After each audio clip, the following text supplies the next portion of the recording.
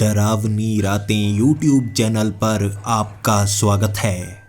भूत प्रेत पिशाच और शैतानों की रोमांचक कहानियां आपको इस चैनल पर सुनने को मिलती हैं। अगर आपको ऐसी ही वीडियोस देखना पसंद है तो हमारे इस चैनल को सब्सक्राइब करना ना भूलें।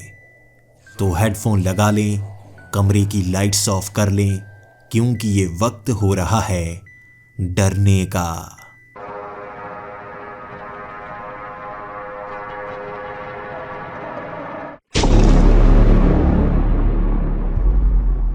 हेलो दोस्तों, मेरा नाम एरॉन है और मैं कहानी शुरू करने से पहले आपको चेतावनी देना चाहूँगा। आप इस कहानी को सच मत समझिएगा, क्योंकि अगर आप इस कहानी को सच मानने लगे तो आपका दिल टूट सकता है, आपकी भावनाओं को ठेस पहुंच सकती है, इसी के साथ आपकी सोच बदल सकती है। हो सकता है इस कहानी में घुसने के बाद आप इस कहानी से कभी बाहर ना आ पाएं और आपको ये कहानी सच लगने लगे। मैं चेतावनी देना चाहूँगा। मैं कहानी शुरू करने से पहले ही चेतावनी देना चाहूँगा, ये बस एक कहानी है, इसे झूठ समझकर भूल जाइएगा। मेरा नाम एरॉन है और मैं किस समय से हूँ आप आगे आगे समझना शुरू हो जाएंगे। मैं गरीब परिवार में पला बड़ा था। काम ढूंढने के लिए बहुत ज़्यादा मुश्किलों का सामना करना पड़ रहा था, लेकिन हर तरफ भूखमरी ऐसी फैली हुई थी कि मैंने एक एक करके अपने सभी रिश्तेदारों को मरते हुए देखा था। और आपको क्या लगता है, जब कोई अपना मरता है तो यहाँ कैसे हालात होते होंगे? मातम का माहौल फैलता होगा? नहीं, हमारे परिवार में खुशियाँ मनाई जाती हैं। जब कोई मर जाता है हम बहुत ज़्यादा खुशियाँ मनाते थे, ताकि इस जिंदगी से छुटकारा तो मिला, इस मनहूस जहन्नुम से दूर निकलकर भगवान ऊपर वाले के पास जाने का मौका। हम भगवान पर यकीन करते हैं, एक ऐसी शक्ति जो हमें अपने पास बुलाती है ताकि हमारे दुख दर्द दूर कर पाए। और जहां हम रहते हैं हालात दिन ब दिन इतने बदतर होते जा रहे हैं कि मौतें आम हो गई हैं। भूखमरी से कहें या बीमारियों से या कहें केमिकल वेपन से, युद्ध बढ़ते जा रहे हैं और इंसानियत खत्म होती जा रही है। हमारे लिए उम्मीद की किरण सिर्फ एक ही बची है, भगवान। भगवान हमें बचाएंगे, हर किसी का यही मानना है। हमारे इस समय में धर्म नहीं बचा है। हर अलग अलग धर्म को मानने वाले लोग भी एक रहना पसंद करते हैं, जिंदा रहने के लिए, दुनिया को बदलने के लिए। लड़ाई धर्म के लिए नहीं होती, लड़ने के लिए और भी कई वजहें मिल चुकी हैं इंसान को। धरती का वातावरण इंसानों ने इतना भयानक बना लिया है कि खाने के लिए चीज़ों को ज़मीन पर उगाना बहुत मुश्किल हो चुका है। बड़े बड़े पहाड़ों पर अमीरों ने कब्जा कर रखा है और ये पहाड़ ही उन बादलों से ऊपर पहुंच पाते हैं। हमारी धरती पर ज़्यादातर बादल घिरे ही रहते हैं, सूरज की रोशनी नीचे तक नहीं आ पा रही है और पहाड़ों के ऊपर वो सूरज की रोशनी पहुंचती है और वहीं पर फसल उगाई जाती है, खाने की चीज़ें बनाई जाती हैं। और बादलों के नीचे जो इंसान रहते हैं उनके लिए बाकियों को खाना पड़ता है, कभी जानवरों को, कभी इंसानों को, कभी मिट्टी तो कभी बची हुई वो चीज़ें, कीड़े मकोड़े। हमें ये सब खाना पड़ रहा है और आप अंदाज़ा लगा सकते हैं ये कौन सा साल चल रहा है। खुद ही सोचिए, क्योंकि मैं बताना नहीं चाहूँगा। भविष्य बताने से कहते हैं वर्तमान भी भयानक लगने लगता है। ये सब हुआ कैसे, आपको ये भी बता ही देता हूँ। काफ़ी दशक पहले माना जाता था कि इंसान तरक्की के रास्ते पर बढ़ते जा रहे थे, लेकिन धीरे धीरे इंसानों के अंदर शैतान जागना शुरू हो गए। धार्मिक किताबों में बताया गया था कि इंसान भगवान के रूप भी है, शैतान के रूप भी है। दो महाशक्तियाँ, एक भगवान की तो एक शैतान की, पूरी दुनिया पर अपना हुक्म चलाया करती थी और शैतान की शक्ति हर बार हार जाया करती थी। इंसानों के अंदर फिर भी आधा शैतान मौजूद था और इस बार वो शैतान हावी होने लगा था। धीरे धीरे वो शैतान ऐसा हावी होने लगा कि इंसान उसके रास्ते पर चलना शुरू हो गए। धीरे धीरे युद्ध बढ़ने लगे, इंसानियत खत्म होने लगी और कहते हैं जहाँ शैतान का राज चलना शुरू हो जाता है वहाँ से भगवान धीरे धीरे दूर होने लगता है। इंसानियत बची नहीं थी तो एक दूसरे को काटना, एक दूसरे को मारना और एक दूसरे को खाना ये शुरू हो गया। और जब शैतान कहीं पर वास करता है तो वहाँ का माहौल भी जैसे नर्क जैसा हो जाता है। तो धरती नर्क जैसी होनी शुरू हो गई थी। पहले तो गर्मी बहुत ज़्यादा बढ़ने लगी थी। धीरे धीरे ऐसे केमिकल का इस्तेमाल होने लगा युद्ध में जो हमारी धरती को और भी ज़्यादा बर्बाद करता जा रहा था। उनसे बादल बनने लगे और ये इतने भारी बादल थे जो हमेशा आसमान में छाए रहते। ज़मीन पर फसल उगना बंद हो चुकी थी तो भूखमरी बढ़ने लगी, इंसानों की संख्या कम होने लगी और पता लगने लगा कि पहाड़ों पर जो बादलों से भी ऊंचे हैं वहाँ पर पेड़ पौधे उग पा रहे हैं। तो अमीरों ने उन बड़े बड़े पहाड़ों पर कब्जा कर लिया। ऐसी बड़ी बड़ी बिल्डिंग्स बनाई गई जो उन बड़े बड़े बादलों से भी ऊपर तक पहुँच जाती थी। तो अमीर तो अच्छी तरह से रहने लगे लेकिन गरीब कीड़े मकोड़ों की तरह रहने लगे थे। कीड़े खाना, मिट्टी खाना और धीरे धीरे मरना। इसीलिए ना सिर्फ हमारे परिवार में, यहाँ पर हर जगह जश्न मनाया जाता है जब किसी की मौत होती है। कहते हैं इस बुरी दुनिया से छूटने के बाद भगवान नया जन्म देगा हर किसी को, लेकिन किसी और समय में, और वहाँ खुशहाली बहुत ज़्यादा होगी। मैं भी इंतज़ार कर रहा हूँ कब मेरी भी मौत होगी, लेकिन मेरे कंधों पर वज़न है मेरे परिवार वालों का।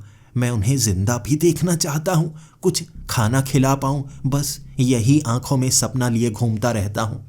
काम करता हूँ मैं एक ऐसी ही इमारत में और यहाँ हमें ये पता चला है कि इतिहास में बहुत सारे ऐसे झूठ थे जो हमें बताए गए। मैं इस इमारत में सफाई का काम करता हूँ और 5वीं मंजिल पर एक बड़ी सी लैब बनाई गई है। उस लैब में कई पुरानी चीज़ें रखी गई हैं जो बच चुकी थी। हमारे जैसे कई लोग जो धरती से निकली हुई चीज़ों को बेचने के लिए ऐसी बड़ी बड़ी इमारतों में जाते हैं तो वो बड़े अमीर लोग हमसे ऐसी चीज़ें खरीदना पसंद करते हैं जो इतिहास से जुड़ी हुई हों। उनका मानना है कि हम सभी गरीब कीड़े मकोड़े हैं और एक दिन कीड़े मकोड़ों का ख़त्म होना ही सही होता है। उसके बाद जो अमीर लोग हैं वो अच्छे हैं, वो धरती को अच्छे तरीके से चलाएंगे और हम कीड़े मकोड़े उस दिन ख़त्म हो जाएंगे। मैं सफाई का काम तो करता हूँ लेकिन मुझे गुस्सा बहुत ज़्यादा आता है। मैं खुद को कीड़ा मकोड़ा मानना नहीं चाहता। मेरा मानना है मैं भी एक दिन अमीर बनूंगा। यही तो कंपटीशन है। आपको लोगों के सर पर पैर रखकर इन सीढ़ियों को ऊपर तक पहुंचाना होता है जहां आप भी एक शिखर को छू सके। कैसे कर सकता हूं मैं? अगर किसी को मारना पड़े मैं मारूंगा। आज के समय में किसी को मारना बुरा थोड़े ना है, वैसे भी लोग मर तो रहे ही हैं। मैं इस इमारत में लगा ही इसलिए था ताकि वो अमीर आदमी, उसे मैं किसी तरह से मार पाऊँ, उसे पकड़ पाऊँ, किडनैप कर पाऊँ और उससे फिरौती की मांग करूँ। उससे ढेर सारा सोना मिलेगा और उस सोने से मैं भी अमीर कहलाया जाऊँगा। फिर अपने परिवार को लेकर मैं भी एक बड़ी सी इमारत बनाऊँगा या एक छोटी सी पहाड़ी मैं भी खरीद लूँगा। वहाँ फसल उगा पाऊँगा। वहाँ कहते हैं हरियाली होती है। पहाड़ों में हरियाली अब भी बची है जबकि मैदानी इलाके बंजर हो चुके हैं। वहाँ तो बस मौत मिलती है। अपने शहर को छोड़कर जाना भी मौत के समान पहुँचना ही माना जाता है। रास्ते में शिकारी मिलते हैं। कई लोगों ने ये काम अपना लिया है, शिकार करना, वो भी इंसानों का मांस खाकर वो जिंदा रहना पसंद करते हैं। उनके पास खाने की और कोई चीज़ नहीं बची है और हम ज़मीन से कीड़े निकाल कर खाते हैं। इस तरह उस इमारत में जब उस लैब में सफाई कर रहा था पिछले 6 महीनों से मैंने प्लान बनाया हुआ था कि मैं उस अमीर से एक बार मिल पाऊँ, किसी तरह उसे किडनैप कर लूँ।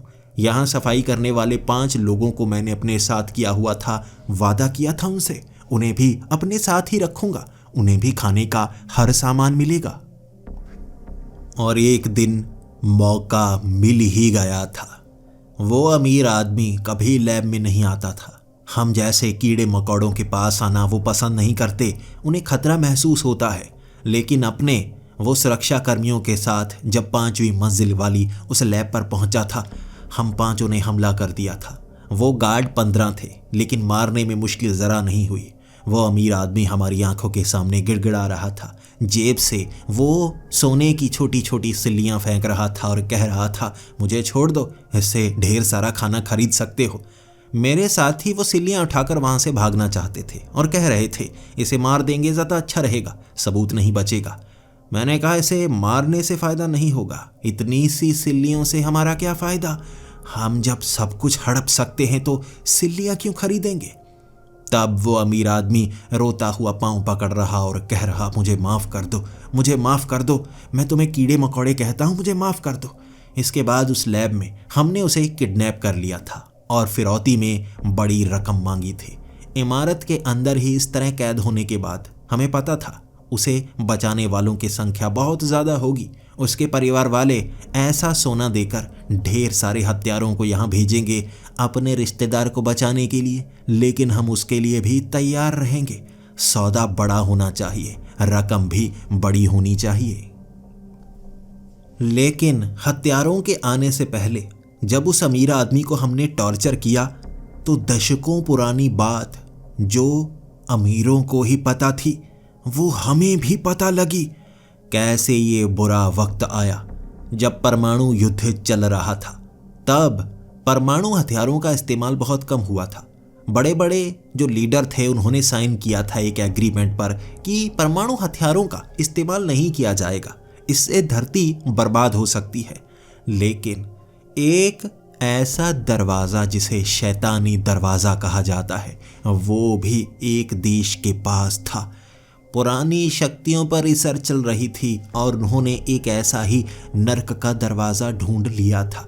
इसके बाद उन्होंने उस नर्क के दरवाजे का इस्तेमाल किया था और कहते हैं वहाँ से शैतान निकले थे जिनका कोई शरीर नहीं था। उन्होंने अपने शरीर को अपनाया इंसानों के शरीर में घर करके। उन्होंने बड़े बड़े लीडर के शरीर के अंदर कब्जा कर लिया, जिसके बाद परमाणु युद्ध बड़े स्तर पर हुआ। वो वहशी थे, ऐसे नियम बनाते गए जिससे लोग मरे और धीरे धीरे ऐसा होता रहा। मैंने कहा, तो उसे रोकने की कोशिश क्यों नहीं की? उस अमीर ने कहा, उसे रोकने का तरीका एक ही था। एक बड़े देश के पास कहते हैं कि स्वर्ग का दरवाज़ा भी था। स्वर्ग के दरवाजे से भगवान की शक्तियाँ लाई जा सकती थी और दरवाजे को पार करके आप स्वर्ग तक जा सकते थे जहाँ भगवान से बात कर सकते थे। लेकिन उस शैतान के दरवाजे से शैतान आया था और भगवान के दरवाजे का इस्तेमाल होने ही नहीं दिया। तबाही मचती गई और ये तबाही शैतान ने फैलाई थी। शैतान की सल्तनत फैलती गई और कोई इंसान नहीं बचा जो स्वर्ग के रास्ते से भगवान से बात कर पाए। मेरे साथी तो डरकर ही वहाँ से भाग गए थे, लेकिन मैंने उस अमीर आदमी की गर्दन पर चाकू रखा था और उससे कहा था, बताओ वो दरवाजे वाली जगह कौन सी है, कौन सी है? उसने कहा, बहुत कम लोगों को पता है, जितने अमीर लोग हैं उन्हें ही पता है, लेकिन यहाँ पर ज़िंदगी सबकी अच्छी कट रही है, इसीलिए उस रास्ते का इस्तेमाल कोई करना नहीं चाहता।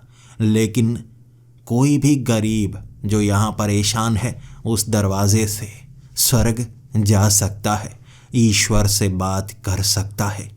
मुझे लगा शायद ईश्वर हमारी मदद करेंगे और कोई ना कोई रास्ता तो होगा ईश्वर की शक्ति को यहाँ लाने का। मैं उसका इस्तेमाल करूँगा। उस अमीर आदमी को छोड़ना चाहता था, मैं छोड़ नहीं सका।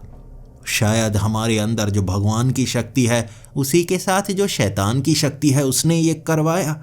उसका गला काट दिया मैंने। कोई सबूत छोड़ना नहीं चाहता था मैं। और अब मैं ढूंढना चाहता था वो दरवाज़ा। मेरे पास नक्शा भी था, मेरे पास जगह का रास्ता जो सही से ज़मीन के नीचे जाता है वो मुझे पता था। इस अमीर आदमी ने एक ऑक्शन में उस नक्शे को ख़रीदा था और बहुत कम लोगों में ये भी है जो वहाँ जाने का रास्ता जानता था। मुझे लगा वहाँ तो मुझे जाना ही चाहिए।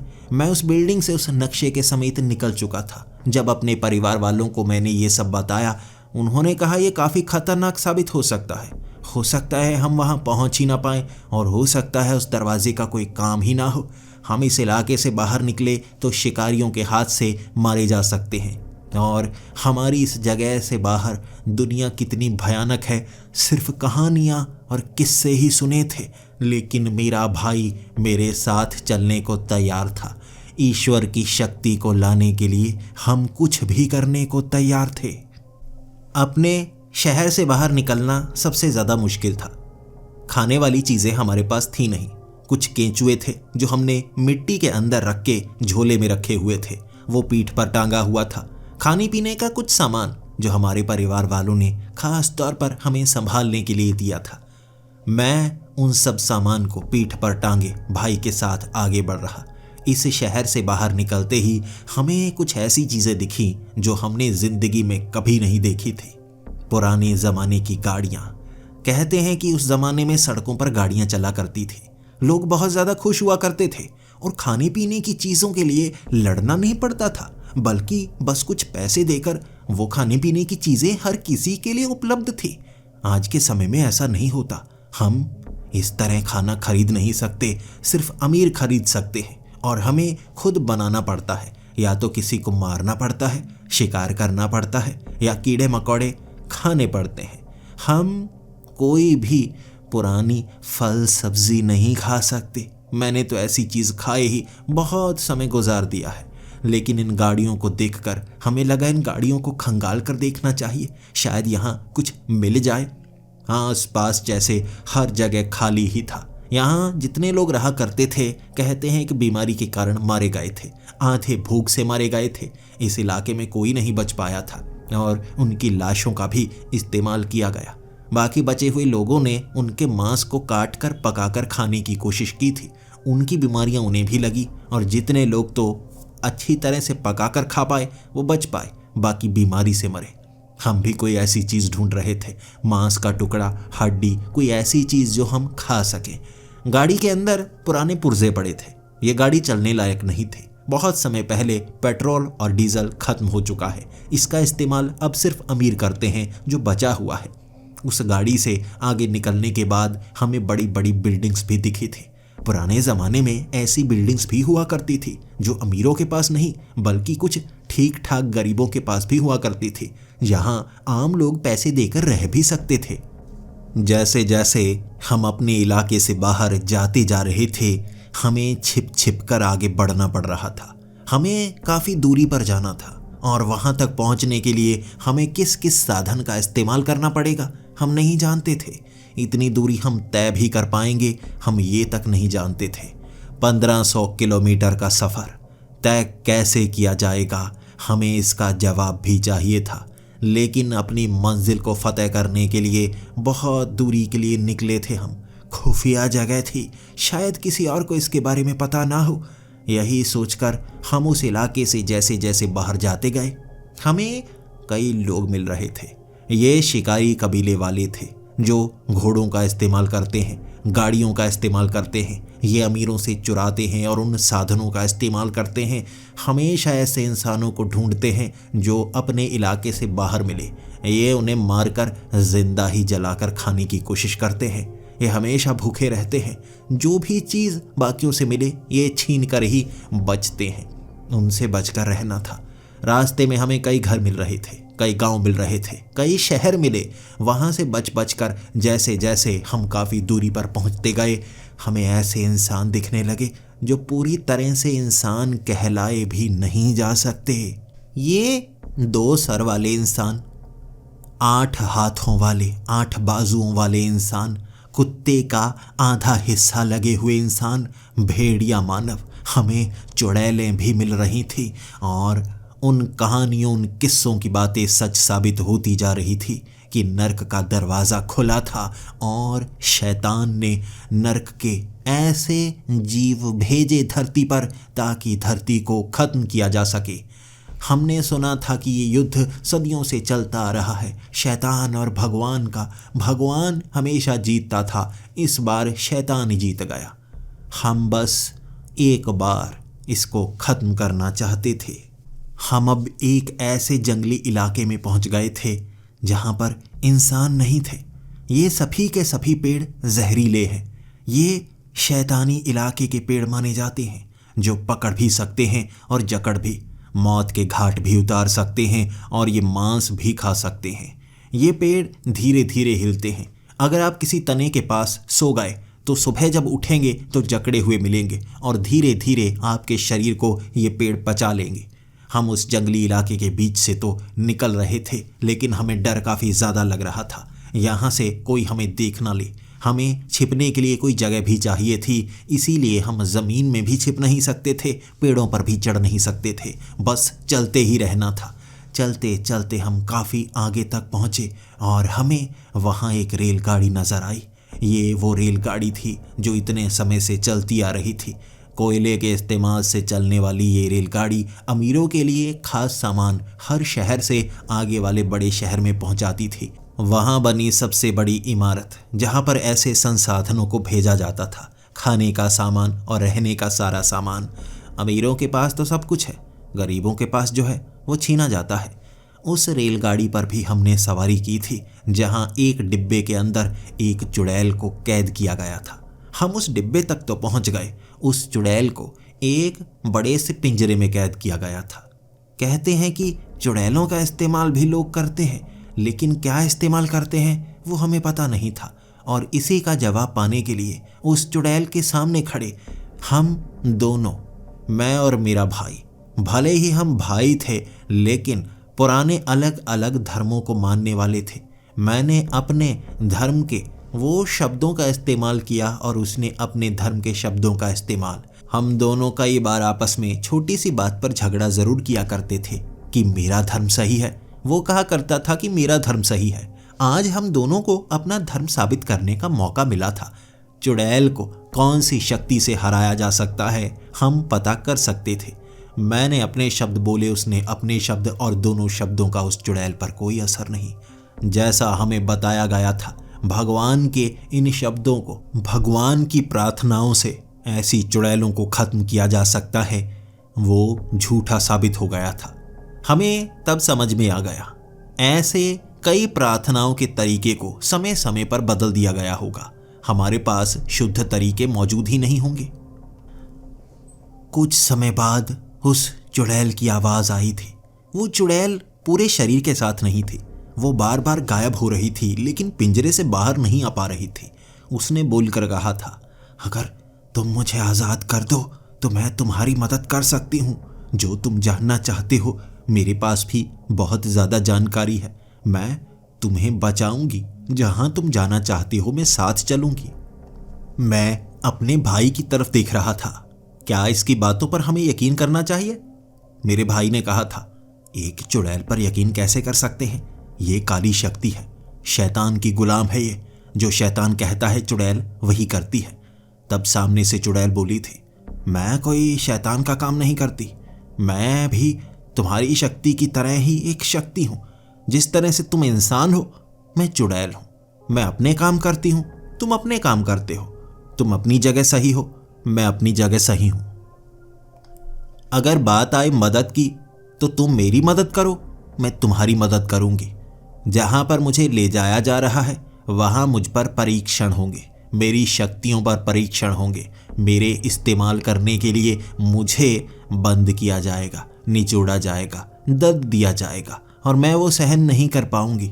मैं इतना लंबे समय तक दर्द सहन नहीं कर सकती, कमज़ोर पड़ जाऊंगी। तुम मुझे आज़ाद कर दो, मैं तुम्हारा साथ देने को तैयार हूँ। मुझसे क्या चाहिए तुम्हें?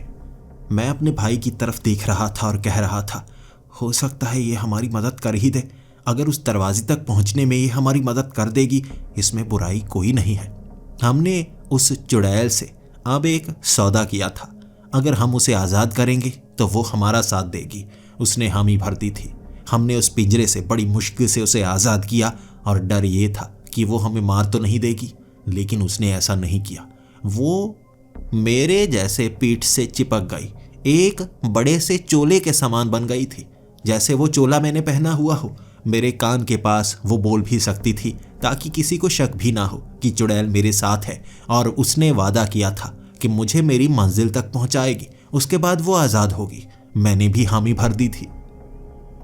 उस ट्रेन के सहारे हमने करीबन 300 किलोमीटर का सफ़र तय किया था और 300 किलोमीटर का सफ़र तय करने के बाद जब हम उस शहर में पहुंचे थे, हमें उस चुड़ैल ने बचाया था। ऐसा तरीका ढूंढा कि हम पटरियों से नीचे बने वो अंडरग्राउंड गटर के बड़े बड़े पाइप से बचकर आगे वाली जगह तक पहुंच पाए। पहली बार ये शहर देखा था जहां पर अमीर और गरीब एक जगह पर रहते हैं और खाने की ज़्यादा कमी नहीं है यहाँ। लेकिन यहाँ जानवरों को पाला जाता है, बड़े बड़े पिंजरों में रखा जाता है। जब उनके बच्चे होते हैं उन्हें भी बड़ा किया जाता है और हर किसी को काट कर खाया जाता है। मैंने सांप, बिल्लियाँ, मुर्गे, भैंसे, हर तरह के जानवर देखे। हम भी इस तरह से जानवरों को मारते तो हैं, लेकिन पुराने ज़माने में ये किया जाता था, कैद करके पूरा जीवन पिंजरे में रखना और बड़े होने पर काट कर उन्हें खा जाना। वैशी हुआ करते थे हमारे पूर्वज भी। हम भी अब वैशी तो बन गए हैं, लेकिन हमारे इलाके में ऐसा नहीं किया जाता था। जिस जानवर को मारना होता उसे मारा जाता, बाकियों को छोड़ दिया जाता, कैद नहीं किया जाता। यहाँ हर किसी को कैद किया गया था और आगे पहुँचने के बाद वो लोग जिनकी बोली लगाई जाती थी उन्हें पिंजरों में रखा गया था, उनको भी काट कर खाया जाता था। जो अमीर लोग इंसानी मांस खाना चाहते उनके लिए ये इंसान होते। वो ऐसे गरीब लोग जो खाने के लिए, जिंदा रहने के लिए खुद को बेच दिया करते थे, वो पिंजरे में कैद रखे जाते थे और समय आने पर जो अमीर उन्हें खरीद लेता वो जिस तरह से चाहे उन्हें मार सकता था, जिस तरह से चाहे उन्हें काट कर खा सकता था। हम अब 3 लोग थे, मैं, मेरा भाई और एक चुड़ैल, और हम तीनों ने एक ऐसा तरीका अपनाया जो इस शहर में सही था, बड़े बड़े लोगों के घरों में चोरी करना। एक चुड़ैल से हम बहुत ज़्यादा काम करवा सकते थे। किसी के पास ऐसी चुड़ैल नहीं थी जो दीवारों के आर पार जा पाए। वो चुड़ैल ने हमें काफ़ी कीमती चीज़ें दी और इसकी मदद से हमने 5 चुड़ैलों को और छुड़वाया खरीदने के बाद, और उन चुड़ैलों का इस्तेमाल भी किया जा सकता था। यहाँ ब्लैक मार्केट में चुड़ैलें बेची जाती थी। उन चुड़ैलों का इस्तेमाल अपने शरीर की बीमारियों को तोड़ने के लिए किया जाता था, लेकिन हमने उन 5 चुड़ैलों को छुड़ाकर एक आर्मी जैसी ही तैयार कर ली थी। अब इस आर्मी से हम और भी आगे बढ़ सकते थे। उस शहर से बाहर निकलना बहुत मुश्किल भरा रहा। वहाँ कई शिकारियों के झुंड तो मिले, लेकिन शहर के अंदर उन्हें हमला करना अलाउड नहीं था, वरना उनके ऊपर बड़े हथियारों का हमला किया जाता। बड़े बड़े अमीर लोगों के पास मिसाइल्स थी और दूर से ही वो टारगेट को निशाना बना सकते थे। उनकी शक्ति से ये शिकारी भी उलझना नहीं चाहते थे। इस तरह से शहर के अंदर रहकर तो हम उन शिकारियों से बचे रहे, लेकिन वो शिकारी हमारे इरादे जानते थे। हमें इस शहर से बाहर निकलना था, इसीलिए वो धीरे धीरे छिप छिप कर हमारा पीछा करते रहे। जब हम इस शहर से बाहर अगले जंगली इलाके में पहुंचे, वो हमें घेरने के लिए हमारे पीछे थे और हम वो जंगली इलाके में बचने के लिए भाग रहे। मैं अपने भाई के साथ था, लेकिन वो 5 चुड़ैलों ने हमारी बहुत ज़्यादा मदद की। उन शिकारियों को पता तक नहीं था कि चुड़ैलों से कैसे मुकाबला किया जाता है। वो तो इंसानों को काट कर मारा करते थे, लेकिन चुड़ैलों का मुकाबला वो कर नहीं पाए और इस तरह से उन चुड़ैलों ने हमें बचाया था। वो 5 चुड़ैलें और एक हमसे वादा लिए हुए चुड़ैल फिर से हमारे साथ थी और उस जंगल में हमें डायनों का झुंड भी मिला था। डायने जिन्हें खाने की ज़रूरत ही नहीं पड़ती, लेकिन उनकी उम्र काफ़ी ज़्यादा बूढ़ी होती। अगर वो बलि देती तो जवान हो सकती थी, लेकिन बलि देने के लिए यहाँ चीज़ें बहुत कम बची थी।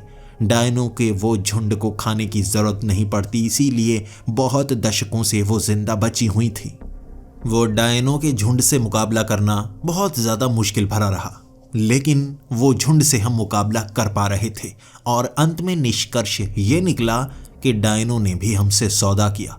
उन्हें इंसानी शरीर मिलेंगे और उन शरीर से वो शक्तियाँ प्राप्त कर पाएंगी, इसीलिए वो झुंड हमारे साथ था और एक छोटी सी आर्मी हमने तैयार कर ली। लेकिन मुझे डर इस चीज़ का था, ये जो आर्मी है इसे काली शक्तियों की आर्मी कहा जाता है। डायन, चुड़ैलें, लेकिन मैं ढूंढने जा रहा हूँ भगवान को। तो क्या ये सच में सही से मेरी मदद करेंगी? कहीं रास्ते में हमें मार तो नहीं देंगी? शक बहुत ज़्यादा था, लेकिन रास्ता और कोई बचा ही नहीं था। शिकारियों के झुंड से जब मुकाबला हुआ पहले तो लगा कि हम मारे जाएंगे, लेकिन डायने और चुड़ैलों ने मिलकर उनके शरीर पर ऐसा कब्जा किया कि हम उन पर जीत पा चुके थे। कई शिकारी मारे गए, कई हमारे कब्जे में थे। इस तरह से धीरे धीरे हमारी सेना बड़ी होती रही। उस बड़े जंगल से भी कई डायनों को, कई चुड़ैलों को अपने साथ मिला लिया था और हमारी ये सेना की संख्या हजारों में थी। पहले पहले डर लग रहा था, अब धीरे धीरे जब सेना बढ़ती जा रही थी, लग रहा था हम जीत हासिल कर सकते हैं। और मेरे भाई ने मेरे लिए उम्मीद की किरण भी जगाई थी जब उसने वो शब्दों का इस्तेमाल किया कि अगर इस तरह से हम काली शक्तियों से भी एक बड़ी सेना तैयार कर लेंगे तो हम शासन अपना सकते हैं, शासन बना सकते हैं और अमीरों पर कब्जा करके, सल्तनत पर कब्जा करके दोबारा धरती को शायद रहने लायक बना पाए। मैं उम्मीद देख पा रहा था, लेकिन उसके लिए हमें उम्मीद थी एक और बड़ी शक्ति की, भगवान से एक बार मिलना। क्या हम उस दुनिया में जाकर कुछ बात कर पाएंगे? क्या हम यहाँ से बुरी शक्तियों को खत्म कर पाएंगे? क्या शैतान का शासन खत्म होगा? 1000 किलोमीटर तक का सफर हमने इस तरह से तय कर लिया था, लेकिन जब हम उन पहाड़ी श्रृंखलाओं तक पहुंचे थे, वहां कब्जा था पिशाचों का। वहां कई बड़े बड़े किले बने हुए थे। उन किलों में बड़े बड़े पिशाच रहा करते थे। डायनों और चुड़ैलों का मुकाबला वो आसानी से कर पा रहे थे। जब 5 पिशाचों से हमारा मुकाबला हुआ था, तभी हम समझ गए थे चुड़ैलों और डायनों से ज्यादा शक्तिशाली होते हैं पिशाच। मेरे भाई ने कहा था अगर हम अपनी सेना में पिशाचों को भी भर्ती कर लें, वो हमारे साथ आ जाएं, हमारी सेना को हराना अमीरों के लिए भी बहुत ज़्यादा मुश्किल हो जाएगा और हो सकता है बड़े बड़े हथियारों से भी इन्हें ख़त्म किया ना जा सके। ये उस नर्क के रास्ते से आए थे, लेकिन इन्होंने इंसानों पर हमला करके इंसानों को मारा नहीं, सिर्फ इंसानी खून का इस्तेमाल किया और छिपकर रहते रहे। भले ही ये ज़्यादा ताकतवर थे, लेकिन फिर भी इन्होंने रास्ता अलग चुना था। पहला सबसे छोटा किला, जहाँ पर 50 पिशाच रहते थे और एक महापिशाच। कई बार ऐसे शिकारियों ने उन किलों पर हमला करने की कोशिश की। युद्ध में कई बार पिशाच भी मारे जाते, क्योंकि जो शिकारी थे वो जानते थे ऐसे पिशाचों को चांदी की गोलियों से मारा जा सकता है, इसीलिए पिशाच भी उनसे छिपा करते थे। लेकिन जब हमारा मुकाबला हुआ, ये चुड़ैलें हार रही थी, डायनें भी हार रही थी, लेकिन हमने एक तरीका अपनाया। जब 2 दुश्मन लड़ रहे हों, किसी एक का साथ दो, वो खुद ब खुद आपका दोस्त बन जाएगा। यही तरीका हमने यहाँ पिशाचों पर अपनाया। हमने उन पिशाचों से सौदा किया कि उनकी रक्षा चुड़ैलें करेंगी, जिन्हें आसानी से मारा नहीं जा सकता, और जो भी ऐसे कबीले वाले शिकारी होंगे चुड़ैलों से हार कर दूर चले जाया करेंगे, तो पिशाचों को हमला करने की ज़रूरत नहीं पड़ेगी। ये सौदे से फ़ायदा ये हुआ, उस किले में पहली बार पिशाचों के साथ चुड़ैलें भी रह रही थी, जो उनकी मदद कर रही थी। अब उन्हें हराया नहीं जा सकता था और बदले में हमें बड़ी सेना मिली पिशाचों की। एक एक करके उस हर एक किले में हमने सौदा किया और हमारे पास भीड़ थी पिशाचों की। हमारे पास बड़ी सेना हो गई थी जो 1 लाख से भी ज़्यादा थी। डायने, चुड़ैलें, पिशाच, हम उनमें सौदा करवा चुके थे और बड़ी सेना के साथ अब उस पहाड़ी श्रृंखला पर थे, जहां जीत पाना हमारा आखिरी मकसद होता और शायद उस दरवाजे से भगवान की शक्ति को यहां हम ला पाते। बस मेरा सवाल यही था, काली शक्तियों का इस्तेमाल करके क्या भगवान की अच्छी शक्ति को हम समझा पाएंगे कि धरती पर दोबारा जीवन का उदय होना चाहिए। जब उस जगह के करीब थे, हमें पता था किस पहाड़ के ऊपर बनी गुफा के अंदर रखा वो दरवाज़ा है, लेकिन आसपास वो बड़ी बड़ी जगह, बड़े बड़े पहाड़ अमीरों के कब्जे में थे और उनकी सेना वहाँ पर मौजूद थी। तब जंग की शुरुआत हो गई और इस जगह खाने का सबसे अच्छा सामान मिला करता था, उपज हुआ करती थी। इसी कारण वहाँ युद्ध की शुरुआत हो गई और ये युद्ध बड़े स्तर पर था। पिशाचों को मारना आसान नहीं था, जिनकी रक्षा चुड़ैलें और डायनें कर रही हों। इसीलिए भयानक युद्ध में धीरे धीरे हमारी सेना उन पर हावी होती रही, लेकिन ये काली शक्तियां भी एक हद तक जीत पाती थी। कमज़ोरी इनकी भी थी और इनकी कमज़ोरी जैसे जैसे उन्हें पता लगती गई हम हारते गए। मैं एक ऐसा राजा था जो काली शक्तियों का इस्तेमाल करके आगे बढ़ रहा था, और उसके बाद सेना का युद्ध हमें वहां तक ना पहुंचा पाता, और तरीका ये अपनाया गया कि युद्ध में हमें पीछे वाले रास्ते से भागना होगा उस गुफा तक। मैं बस चाहता था दरवाजे का इस्तेमाल कर दूं। जब भगवान की शक्ति यहाँ उपजित हो जाएगी तो हम जीत हासिल कर लेंगे, भले ही हार की स्थिति कोई भी हो। जब हम उस युद्ध में पीछे के रास्ते से उन भयानक पहाड़ियों से बड़े पहाड़ तक पहुंच गए थे, वहां हमने देखा वो नर्क से आए बड़े बड़े शैतान उसकी सुरक्षा में थे। जैसे वो नहीं चाहते थे कि कोई वहां तक पहुंच पाए। इसका कारण हम जानते थे। उनसे लड़ना मुश्किल भरा था, लेकिन हमारे पास सेना बड़ी थी। सेना के साथ मिली हुई वो शक्तियां भी, और मेरी पीठ पर वो चुड़ैल जो हमेशा मेरी सुरक्षा किया करती थी। मुझे मंजिल तक पहुंचाने का वादा किया था उसने। हमारे बीच युद्ध चला था। वो शैतान हार मानना नहीं चाहते थे, लेकिन जिस तरह से वो मार रहे थे डायनों को, इंसानों को, वो नोच डालते थे। मेरा भाई भी उस युद्ध में हार गया था। मेरी आंखों के सामने मैंने उसे छीलते हुए देखा था। उसके मांस को उन शैतानों ने अपनी उंगलियों से उधेड़ डाला था। चीखता चीखता मरा था, लेकिन आंखों से आंसू नहीं आए थे। ऐसे महान युद्ध में मरना भी शहादत कहलाया जाता है।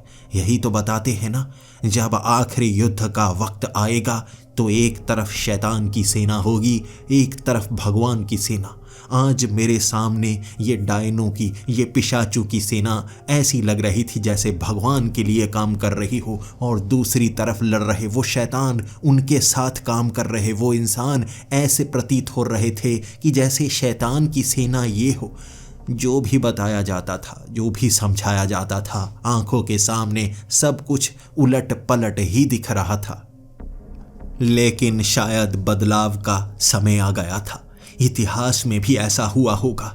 इंसान कई बार शैतान के बहकावे में आकर ऐसी दुनिया बना ही देते होंगे, ऐसा विनाश लेकर आते ही होंगे, वरना भगवान तो विनाश लाना नहीं चाहता, ये काम शैतान का ही होता है।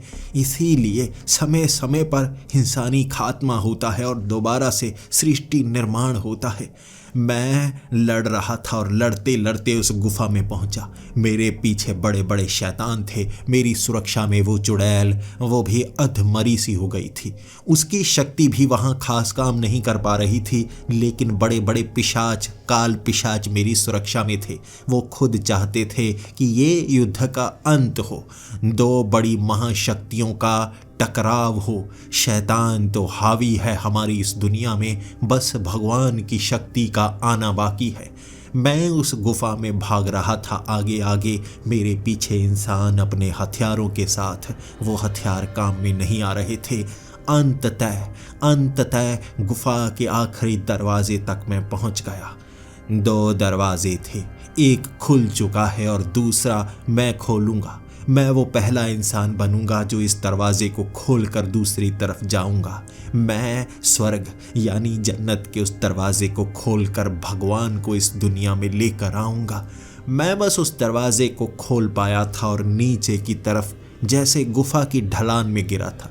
जब उस ढलान में गिरा, पीछे गुफा का रास्ता बंद हो गया।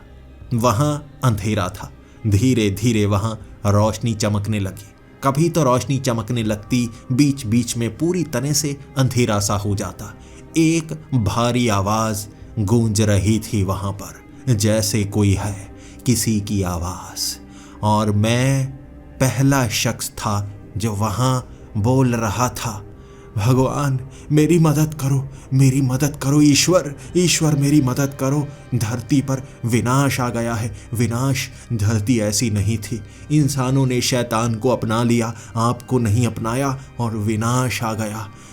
मुझे वैसी धरती वापस चाहिए। आपको आना होगा, आपको मदद करनी होगी। तब एक भारी आवाज में जैसे किसी ने बोला। ये आवाज दूर दूर तक गूंज रही थी, जैसे रोशनी कभी लाल हो जाती कभी सफेद। ऐसा लग रहा था जैसे पूरे ब्रह्मांड में ये आवाज गूंज रही हो।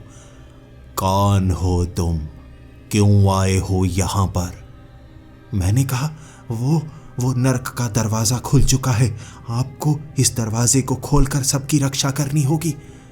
तब सामने से आवाज आई, एक ही रास्ता है, वही यहां तक आता है।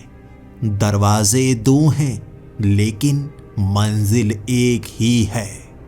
मैं सोचता रह गया। उसके बाद मैंने कहा, नहीं, वो दूसरा दरवाजा खुला है, उससे शैतान निकले। शैतानों ने इंसानों के दिमाग पर हमला किया, इंसानों ने युद्ध शुरू किया। उसके बाद भयानक हालात है।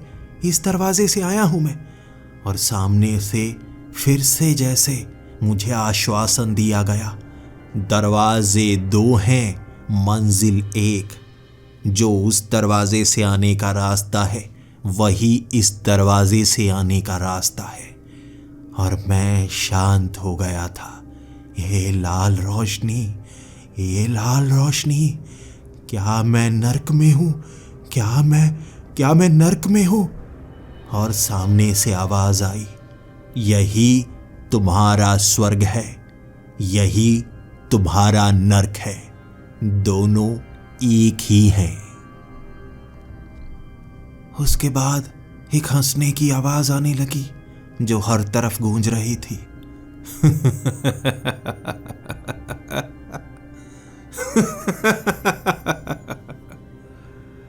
तुम्हें क्या चाहिए? बताओ, तुम्हें क्या चाहिए? मैं सोच रहा था क्या मांगू। मैं नर्क में हूं, मैं क्या मांगू? मैंने कहा, शैतान को खत्म कर दो। अगर आप शैतान को खत्म नहीं कर सकते तो उसे रोक दो। सब कुछ पहले जैसा हो जाएगा, उसे रोक दो। लेकिन फिर वो शब्द मेरे कानों में पड़ने लगे। वो सामने से आ रही आवाज ने कहा था,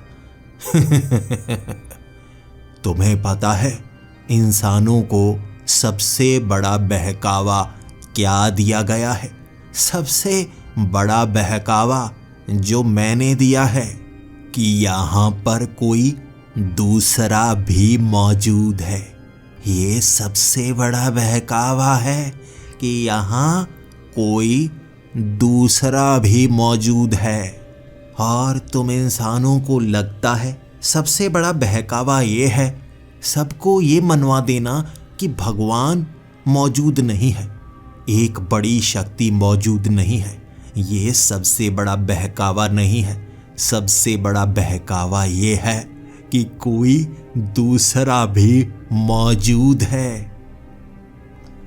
मेरी आंखों से आंसू आ गए थे। मैं समझ गया था मैं किससे बात कर रहा हूं।